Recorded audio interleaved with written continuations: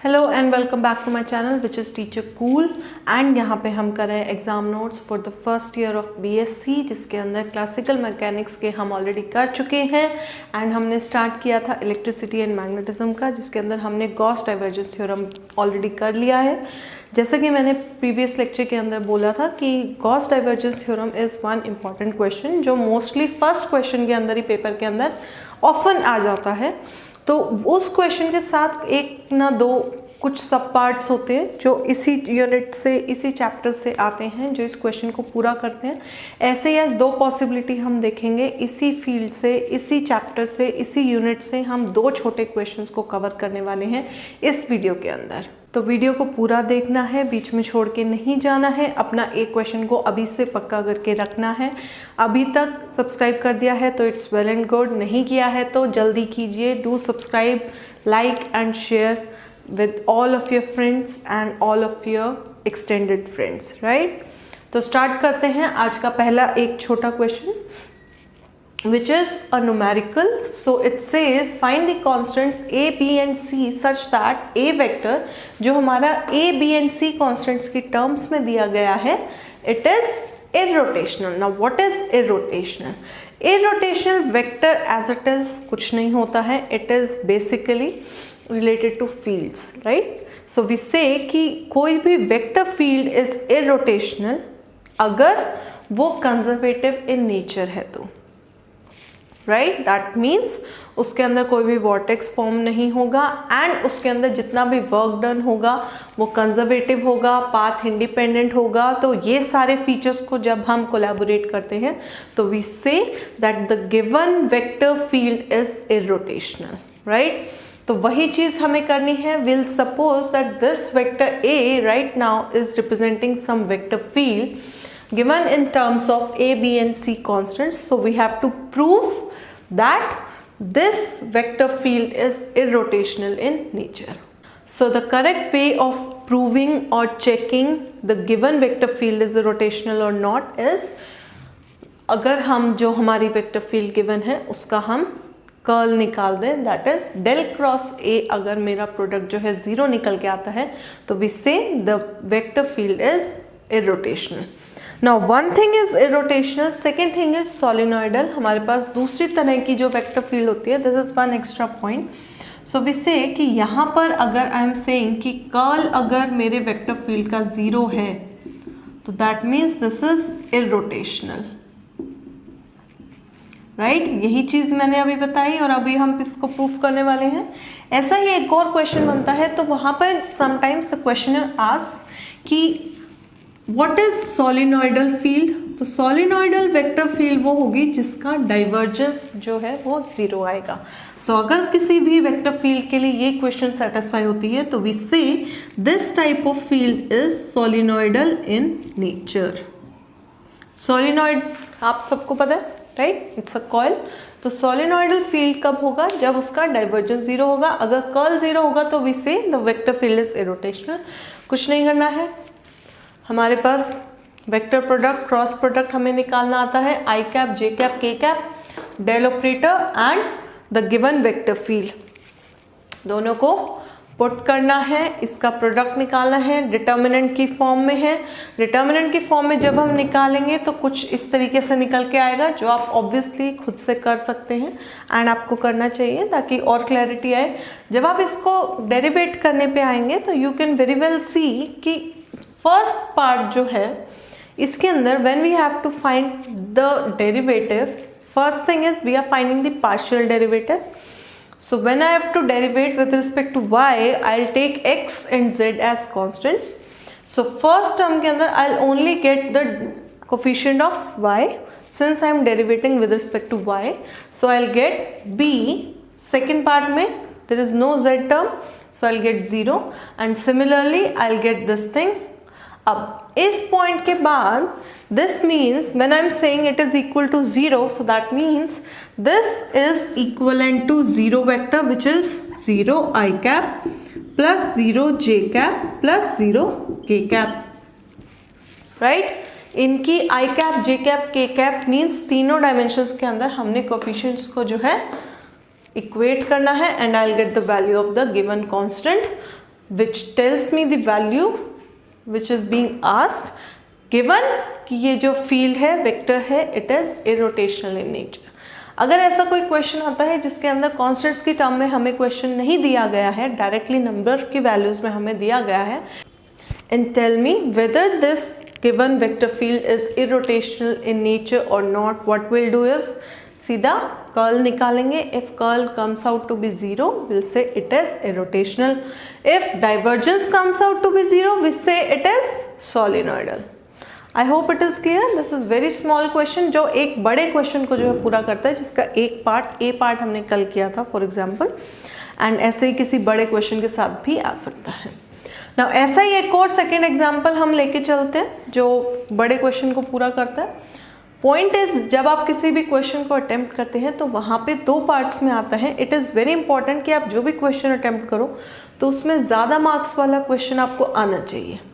It is correct way of choosing which questions to be attempted, but एक कहावत होती है सोने पे सुहागा. So this is the सुहागा part. अगर आपको बड़े मार्क्स वाला क्वेश्चन आता है this is सोना, छोटा क्वेश्चन भी अगर आपको आता है तो it is सोने पे सुहागा, right? So this is just a simple analogy. तो सेकेंड क्वेश्चन को कवर करते हैं. So this says define the scalar product of 3 vectors A vector, B vector and C vector and prove that dot and cross can be reversed. Now first thing is हमें 3 vectors दिए गए हैं, A vector, B vector and C vector, right. हमें बताना है कि पहले तो ट्रिपल प्रोडक्ट बताओ, स्केलर ट्रिपल प्रोडक्ट. तो scalar triple product is A dot B cross C, right. अब अगर हम ध्यान से देखें तो मेरे पास कुछ इस तरीके का 3 डिमेंशन के अंदर पैरेलल पाइप निकल के आता है जिसके sides are along the A vector, B vector and C vector, right. तो इसी को हम पहले सॉल्व करके देखते हैं कि हमें क्या निकाल के देने वाला है. So will take ABC vector representing the corresponding sides of the parallelepiped and B cross C को हम फर्स्ट निकालेंगे because according to the BODMAS rule, yes the basic 6th class mathematics. हम पहले किसको सॉल्व करेंगे, bracket को. तो bracket के अंदर it is B cross C. Now B cross C it is a vector product, it is a cross product. तो cross product जब हम निकालते हैं we get a vector again, लेकिन B cross C n cap. हमने ये thumb rule भी किया था कि whenever we have to cross product 2 vectors हम right hand thumb rule use करते हैं. x से y जाएगा तो z के अलॉन्ग वो पॉइंट आउट करेगा, टेलिंग मी कि जितना भी एरिया स्वेप्ट हुआ है एंड उस एरिया का जो डायरेक्शन रहेगा normal vector that will be along my thumb. So similarly अगर हम यहाँ पे देखें तो B cross C is B cross C along A, right. But you can see कि यहाँ पर A वेक्टर जो है उसको मैंने थोड़ा सा टिल्टेड दिखाया है corresponding to the vertical thing and it is at an angle of theta. Generally हम ABC along the coordinate axis भी ले सकते हैं बट हमने अभी यहाँ पे उसको थोड़ा सा tilted लिया है. So the normal vector will be represented by n cap. So B cross C will give me the aerial vector which is area S of the B cross C face of the parallelopipe. ये दो जो face shade किया गया है इसका area and the normal vector pointing upwards. ये हो गया. उसके बाद निकालते हैं dot product. So this is A vector dot S vector which is S का value scalar part and n cap के साथ dot product. Now dot product always gives me a scalar quantity. यहाँ से अब अगर हम देखेंगे first thing is we are not concern with the direction now, right. And मेरे को निकालना है A vector dot S vector perpendicular और the vertical height into the area. बहुत टाइम पे हमने जब रेक्टेंगल का भी अगर हम निकालते हैं तो volume is given by length into breadth into height. So basically breadth into height हम निकाल चुके हैं, लेंथ के अलॉन्ग निकालना है. सेम वे आप देख सकते हैं. तो आई विल गेट यहाँ से A S cos theta. Dot product है, डॉट प्रोडक्ट को अगर हम एक्सटेंड करेंगे तो I will get A S cos theta, where A denotes the magnitude of A vector, S denotes the magnitude of S vector, while cos theta tells me the component along the resulting a vector, right? तो यहाँ से ये चीज़ निकल के आएगी, but हम जब solve करते हैं तो we say taking the maximum value which is cos theta approximately equals to 1, तो I get a into s, right? Which is the volume enclosed by the three given vectors a, b and c. So this is the definition of my scalar triple product. Now the next question is prove that dot and cross can be reversed, right? Here I have not shown, but जब आप paper के अंदर proof करेंगे तो आपको एक step दोबारा से ये रिपीट करना है, taking some another order like b dot c cross a. ठीक है, हमने डॉट और क्रॉस को भी एक्सचेंज कर दिया है, या फिर दूसरा आप ले सकते हैं a cross b dot c. अगर यहां से देखेंगे तो a dot cross b c की टर्म्स में, c की डायरेक्शन में ही वो पॉइंट आउट करेगा, and I will again get what volume of the पैरेललोपाइड.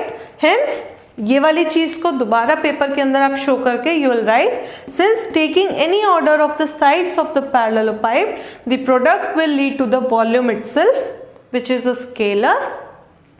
Hence we say that the dot and the cross can be reversed at any point, and with this we finish the second question also. ये बहुत छोटे questions हैं, but since we have time exams के लिए तो we are also covering the small questions.